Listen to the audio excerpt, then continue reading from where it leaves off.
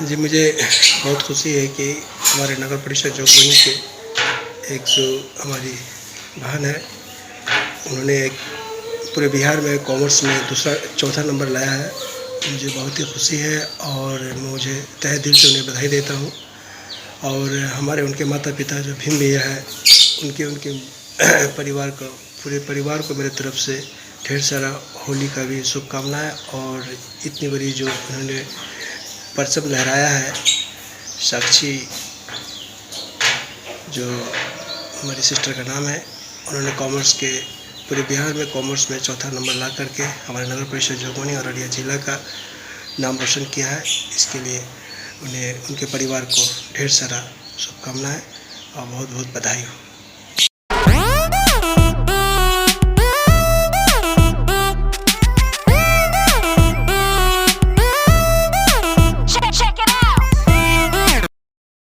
अस्सलाम वालेकुम जी। कुछ दिन पहले अभी हम फारबिसगंज गए हुए थे और एपिक सेंटर पे ये पता चला था कि जिससे किसी को वोटर आईडी कार्ड का अगर अप्लाई करना है तो वोटर आईडी कार्ड आपको 1 अप्रैल तक लास्ट डेट है उसका अप्लाई करने का ऑनलाइन, और ये ऑनलाइन ही अप्लाई होगा। और जब ऑनलाइन अप्लाई होगा तो ये बन करके आपको बाय डाक के थ्रू आपके घर पे पहुंचेगा। मैं वहाँ गया था एपिक ऑफिस में फारबिसगंज प्रखंड में, तो मुझे वहाँ पता चला था वोटर आईडी ऑफिस में कि 1 अप्रैल लास्ट डेट है। जिनका वोटर आईडी कार्ड छूट चुका है वो अपना वोटर आईडी कार्ड यानी कि इसका ऑनलाइन अप्लाई कर ले, और वो डाक के थ्रू आपका जो बन करके घर पे ही आ जाएगा, कहीं ऑफिस में नहीं मिलेगा। ओके, चलिए मैं इसी बात पे आगे बढ़ता हूँ। जैसे जानकारी होगी उससे नॉलेज मैं आपको बताते रहूँगा। मैसेज जी, सबको सलाम नमस्कार। वार्ड नंबर 14 के वार्ड पार्षद मोहम्मद हुसैन अंसारी, नगर परिषद जोगबनी के तरफ से आज मैं सबको रमज़ान मुबारक और होली पर्व का ढेर सारा बधाई देना चाहता हूँ। और साथ ही साथ हमारे जो रहमत का महीना है रमज़ान मुबारक, उसमें अल्लाह ताला हम सबको तौफीक दे ज़्यादा से ज़्यादा इबादत करने का और ज़्यादा से ज़्यादा आपको कलाम पाक पढ़ने का और तरावी के नमाज का एहतराम, पाक साहब का एहतराम, और गरीबों का ख्याल करे, उसमें उनका ज़रूरत के हिसाब से उस लोग को सबका ज़रूरत पूरा किया जाए।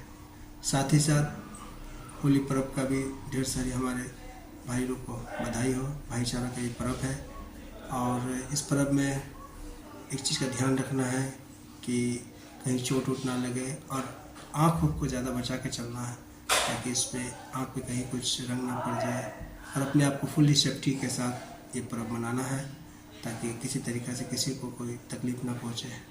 होली का पर्व का मेरे जितने भी मेरे वार्ड पार्षद दोस्त लोग हैं, बहन लोग हैं, सिस्टर लोग हैं, साथ साथ जितने मेरे वार्ड नंबर 14 के जनतागण है और 28 वार्ड के जनतागण को मेरे तरफ से सभी को होली का बहुत सारा बधाई हो, और रमज़ान मुबारक का भी सबको मेरी तरफ से बधाई हो। साथ ही साथ मैं आपको एक मैसेज देना चाहता हूँ।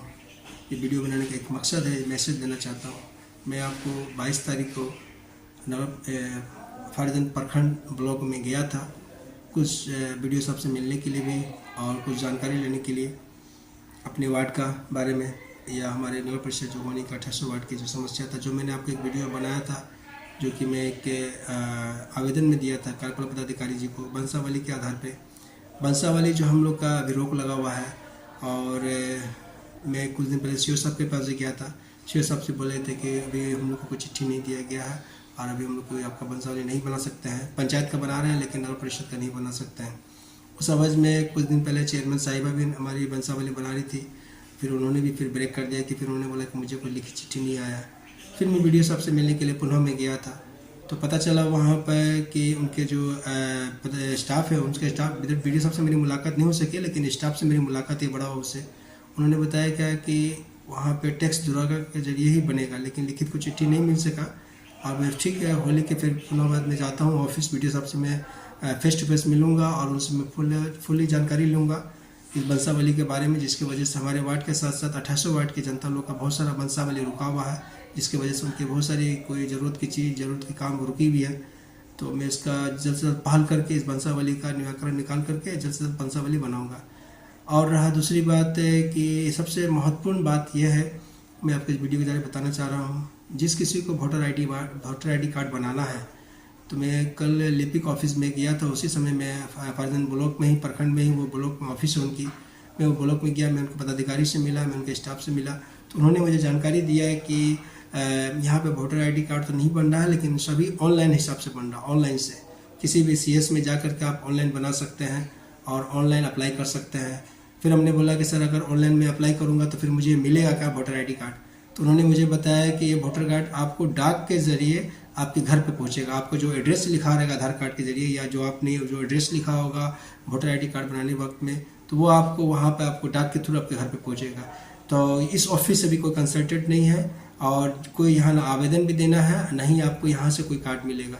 आप ऑनलाइन CS में जाइए, ऑनलाइन जाके आवेदन करिए, आवेदन कर करके उसका जो रिसीविंग अपने पास रखिए और वो डाक के थ्रू बन करके आपका घर पे पहुँचेगा। एक चीज़ का ध्यान रखना है वोटर आईडी कार्ड में आप लोग सभी को, कि जब आप कार्ड बनाएं तो उसमें डेट ऑफ बर्थ, नाम, हिंदी में नाम और इंग्लिश में नाम एकदम साफ साफ लिखवाइएगा, ताकि कहीं पर भी स्पेलिंग का कहीं पर मिस्टेक ना हो। क्योंकि वोटर आईडी कार्ड बार बार नहीं बनता, वो एक बार बनता है, उसको फिर अगर उसमें गड़बड़ी होती है उसको फिर पुनः बनाना पड़ता है, तो बहुत सारा परेशानी हो जाती है, उसको ठीक करने में बहुत सारा परेशानी हो जाती है। तो मेरा ये कहना है कि अगर आप बना रहे हैं तो आप उससे बनाइए, लेकिन एकदम फाइनली उसको अच्छा से चेक करके बनाइए, ताकि उसमें डेट ऑफ बर्थ, नाम के कोई करेंसी, फादर का नाम या आपका नाम या एड्रेस में अभी इस हिसाब से जो बनाएंगे, तो आपको जो अभी नगर परिषद जो बना है, जो नया आपको वार्ड बना है, उस चीज़ का ध्यान रखिएगा, आप उसमें नया वार्ड का जुड़ाइएगा। क्योंकि अगर जिस तरीके से मेरा वार्ड है, वार्ड नंबर 14 अभी है नया, पुराना वो 4 था, तो उसमें जो नया वोटर आईडी कार्ड बनाएंगे तो उसमें 4 नहीं लिखाएंगे, उसमें वार्ड नंबर 14 लिखाएंगे, क्योंकि उसमें नगर परिषद जोगबनी जरूर लिखाइएगा। जब नगर परिषद जोगबनी लिखाइएगा तो ऑटोमेटिक उसमें वार्ड नंबर 14 जो लिखाइएगा तो वो सही करेंस होगा।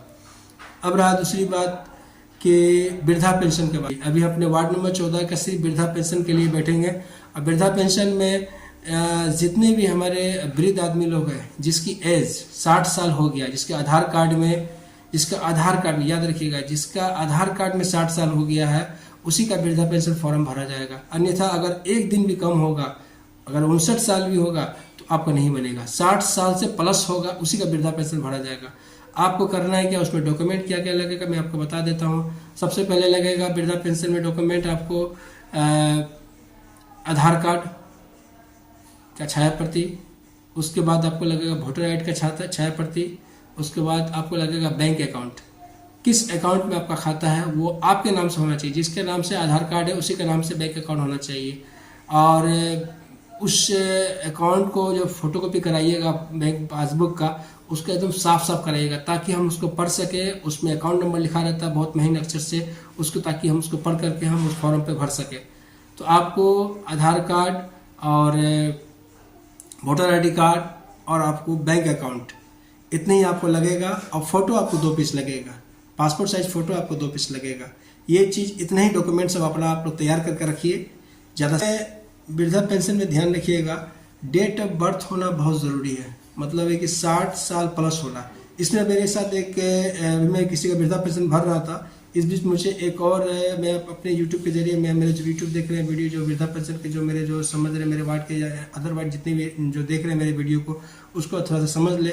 मैं एक और जानकारी देना चाह रहा हूँ वृद्धा पेंशन के सिलसिले में। जिस किसी का अभी मैंने एक फॉर्म भरा, जो हमारे वार्ड के थे, उनका एज 70 साल है, 70 ईयर्स, लेकिन उनके आधार कार्ड में 14 ईयर्स है, उनके आधार कार्ड में 40 साल लिखा हुआ है। जब उन्होंने क्या किया कि कोर्ट से एफिडेविट करवा करके, उन्होंने एफिडेविट मजिस्ट्रेट से करवा करके उन्होंने एफिडेविट करवा लिया, उन्होंने 70 साल का सेटिस्फाई करवा लिया कि मेरा ये है। उनका राशन कार्ड में हमको लगता है कि 70 साल था।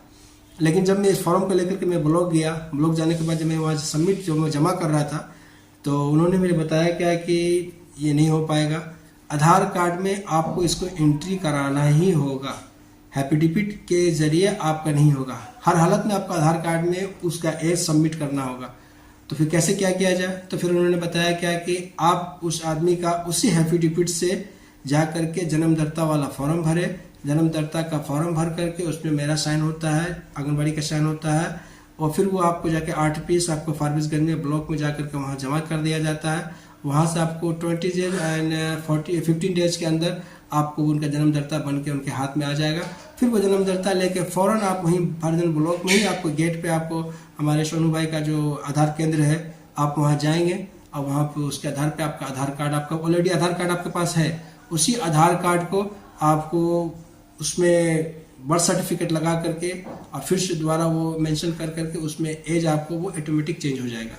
जब एज चेंज हो जाएगा तो उसको फिर फोटोकॉपी करा करके, कहीं कोई टेंशन नहीं है, करा करके आराम से आप अपना वृद्धा पेंशन ले सकते हैं। आधार कार्ड में एज जितना रहेगा उसी के हिसाब से आपको वृद्धा पेंशन मिलेगा। चाहे आपका एज 100 साल भी काहे ना हो जाए, लेकिन आपको आधार कार्ड में उसको एंट्री कराना है या तो जन्मदाता आपको बनाना है। यही सब बात है। इस बात की छोटा सा जानकारी मैं आपको दे दिया।